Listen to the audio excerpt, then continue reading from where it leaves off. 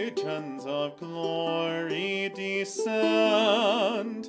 Shepherds go worship the babe in the manger. Lo, for his guard the bright angels attend.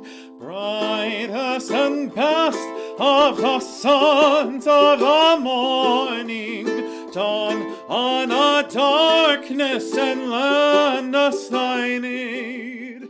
Star in the east, the horizon adorning, guide where our infant Redeemer is laid.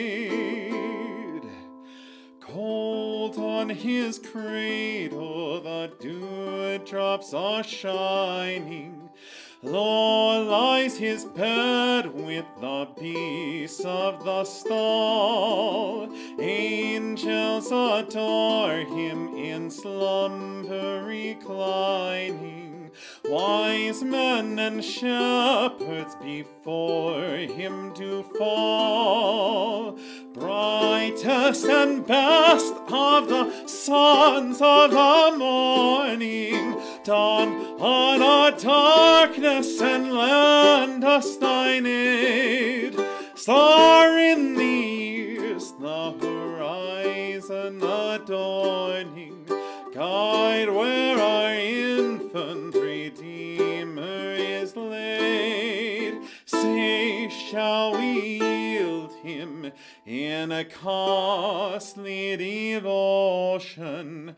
Waters of Edom and offerings divine, gems from the mountain and pearls from the ocean, myrrh from the forest and gold from the mine, brightest and best of the sons of the morning, dawn on our darkness and lend us thine aid. Star in the east, the horizon adorning, guide where our infant Redeemer is laid. Guide where our infant Redeemer is laid.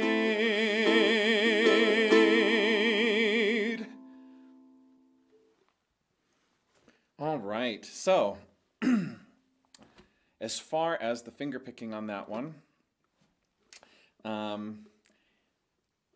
it's tough.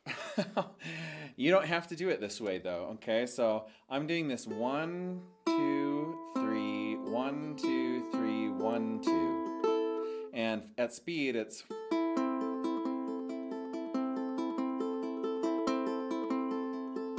you'll notice that it's got a lot of similarity to that ragtime strum.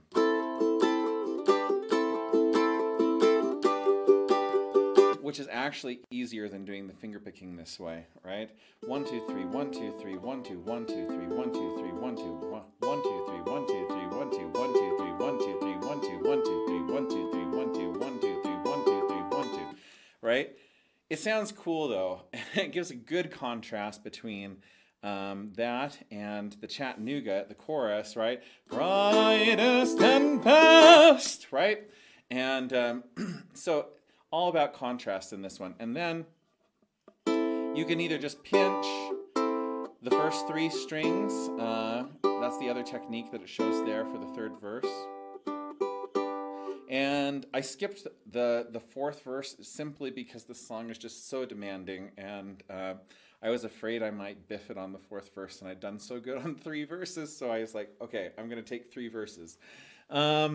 So those are the techniques. Our Chattanooga, wimpy strong, wimpy strong, wimpy stronger, wimpy stronger, wimpy stronger, Chattanooga, Chattanooga, Chattanooga.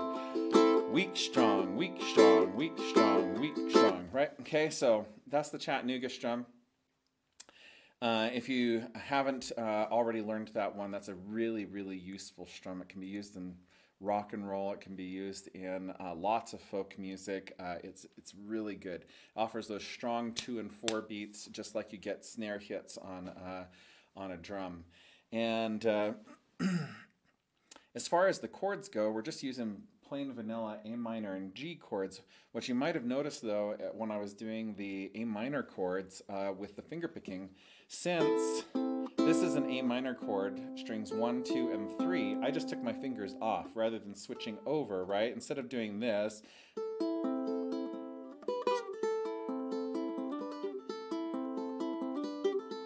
which is a pain in the neck, right? Okay, I'm able to actually just keep those fingers over the G.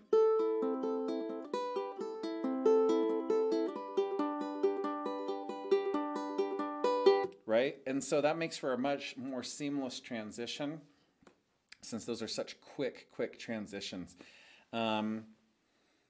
with that 8th note fingerpicking pattern in cut time, going super fast by.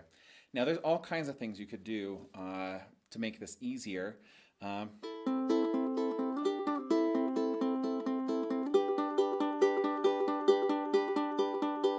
Right? Or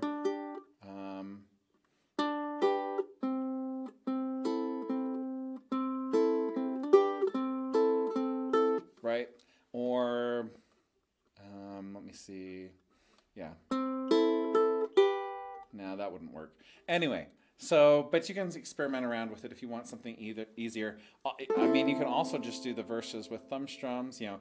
Hail the blessed morn, see the great mediator, down from the regions of glory descend.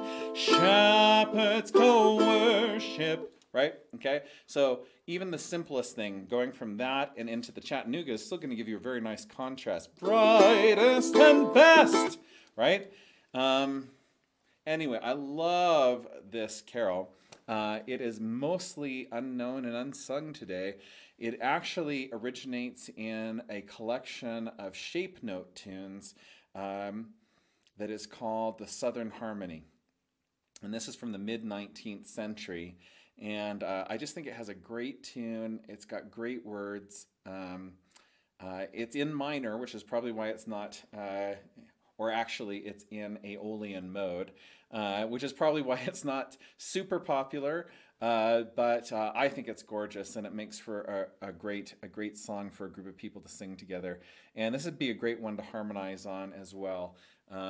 Maybe someday I will get a harmony arrangement of this for my group. And we will sing out brightest and best, right? Anyway, so I hope you enjoy hearing this tune and the carol, and Merry Christmas, and enjoy your caroling this year.